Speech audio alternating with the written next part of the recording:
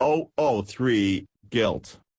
Guilt is probably one of man's greatest mistakes. Guilt is probably the greatest trap of the human mind. Its danger is so great and so vast that it affects all men at some point in their lives. No man can say that, in his life, he has not felt guilty. There are people who live lives full of guilt. These lives are so terrible and so dangerous for the evolution of the ego and the development of individuality of the person, that those who benefit from them, that those who, because of their moralizing social position, influence beings of great sensibilities, this feeling of guilt delays their evolution and puts in danger, without realizing it, the evolution of an entire planet, an entire civilization, an entire culture. The greatest danger of guilt is that this phenomenon acts as a chain, and that this phenomenon chains all the egos that are more or less affected by it. And the reason is this: it is that the ego being alone, the ego not having communication with the planes of light, the ego not being enlightened by an intelligence superior to its own, it has no reference point to determine whether an action or another should be taken or should not be taken, in relation to a moral aspect of behavior in any experience. The ego, left to himself, is incapable, unless he is very strong, very individualistic, and even then, to take decisions that run counter to certain norms established in society by tradition, or by executives who are in authority and mechanically impose the will for their own evolution. Guilt is based on a fact, a fundamental fact, the only fact worth really studying. And this fact is that of psychological, moral, philosophical isolation of the ego from society. The ego is unable to sit in judgment before its actions, if its actions must go against the normality established for centuries in a society that behaves mechanically, and where all egos must conform to a lifestyle or a way of life. If the ego is less strong, if it is less individualistic, if he wants to go its own way by himself, he must bear the weight of its action. And often this heavy weight will rub off on itself, and the emotional hue that the ego will take is the hue of guilt. In order for the ego not to feel guilty, he is forced to act in relation to the established norms and not to deviate too much from them. So that an action, even if it delays the evolution of the ego, must be committed, directed towards men, in order to maintain the peace of the ego. And egos act in this way by the millions and billions, so that social consciousness prevails over individual consciousness, and we end up at the end of the centuries with political systems, with social systems or cultural systems that impose their will on the ego, and that imprison the ego in a framework that it cannot violate by itself. This situation is very dangerous, because the ego will never dare to violate what he believes in itself, a principle or law that is not really creative but that is traditionally accepted. The ego, as a result, grows and loses more and more of its will. If he acts for a reason of frustration against the established principle, he suffers with the time of guilt that leads to increasing insecurity. And this insecurity undermines it because it is fundamentally the product of an abnormal way of acting towards men. Guilt is so pernicious that those who suffer from it, to a high degree, eventually lose all ability to face forcefully those around them who take in their lives portions of their lives that do not belong to them, but of which they have control, because they consciously or unconsciously know that the ego will have to reach out to them and not resist their request. Guilt is a fundamental error, which can only be adjusted in the light of great inner sensitivity or in the light of the intelligence of the voice that speaks for itself, and which very often forces us to act, and to overcome the limits of our fears about the guilt we have towards others. All egos must respect egos, when egos are respectable, when egos are magnanimous, when egos are just, or when their situation requires reasonable attention. But if an ego feels guilty for not acting in this or that way in relation to another ego, which requires from it an abnormal extension of the gift of self, this ego must realize internally and with strength, the right to deny the request that one makes on it, in order to destroy the vampirism which, very often and too often, belongs to those beings who ask others to be served. No man has rights over another man, no man. And I repeat, no man has rights over another man, it's a universal law. All men are equal in spirit. If a man asks another man for something, his request must be carried out by the other by virtue of what he can and wants to do about it. Reasonableness is always required in any action perpetrated by one ego towards another ego. What is no longer reasonable and which is kept in demand must be totally challenged and judged on the spot.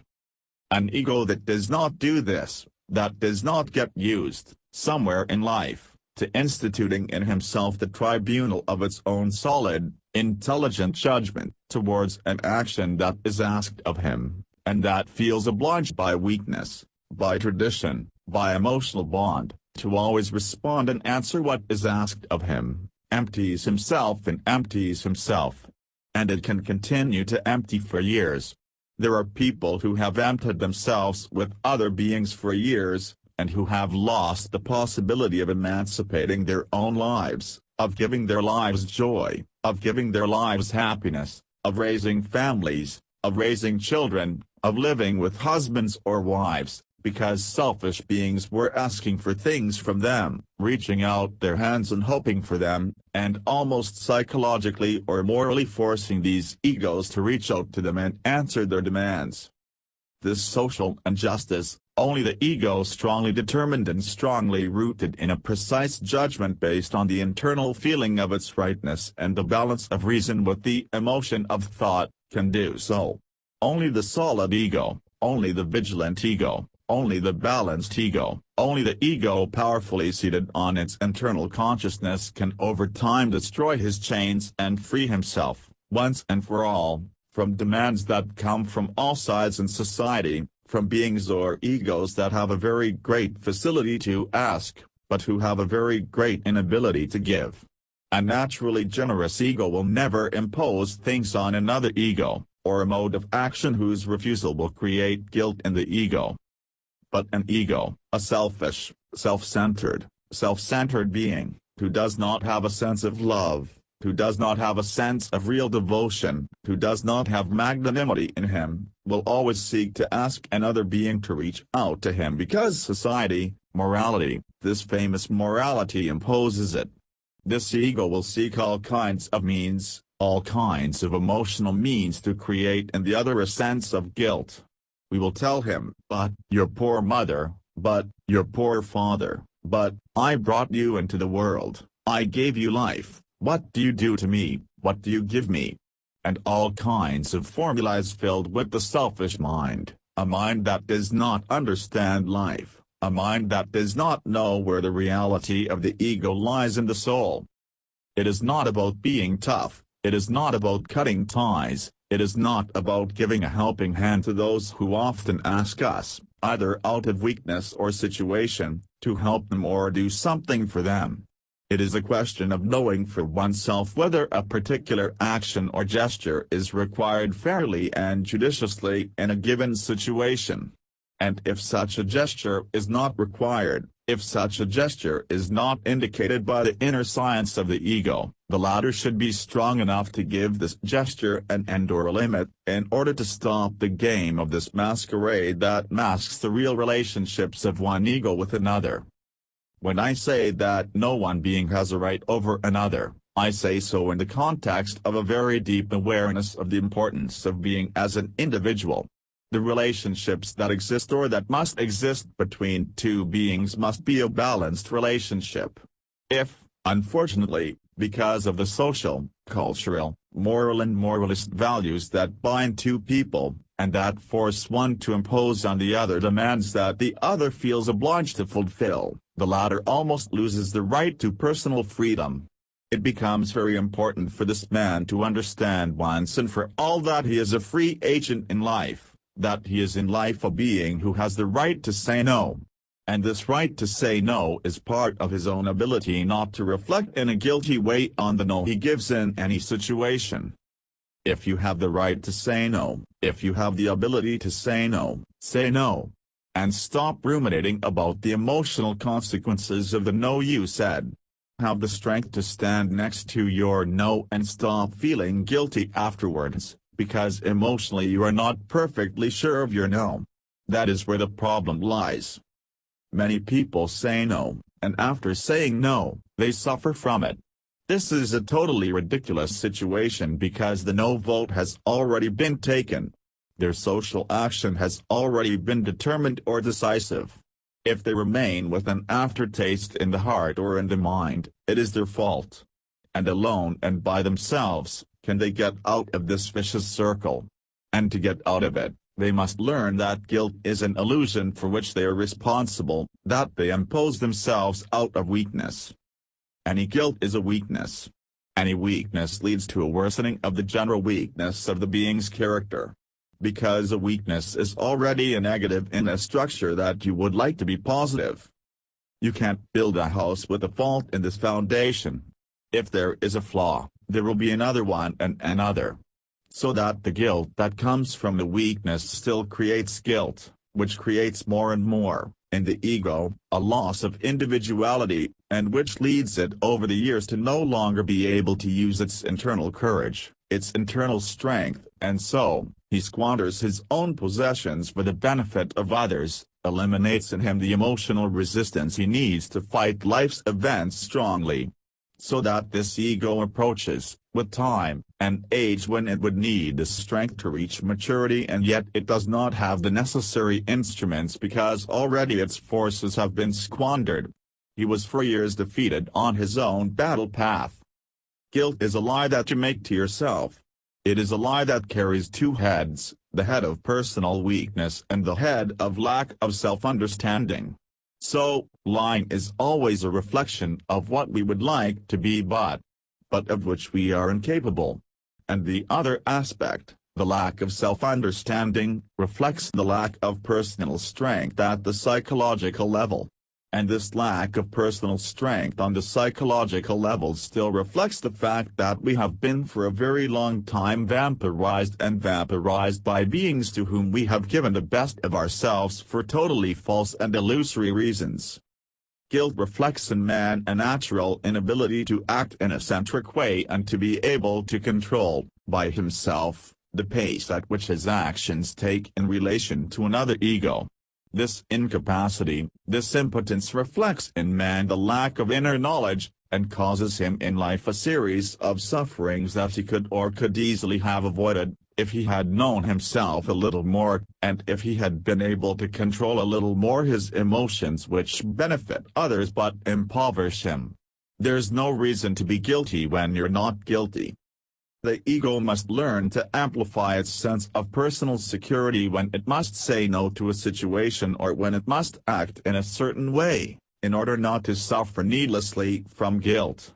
But to amplify this inner feeling of strength, of gravity, he must develop, through experience, his centricity. That is, when he considers that an action should be done or committed in a certain way, he must learn not to back down from his action and not to question it again.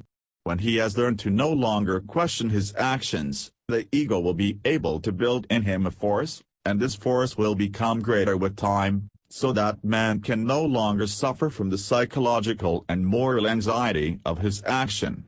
And then he won't be able to suffer any more guilt.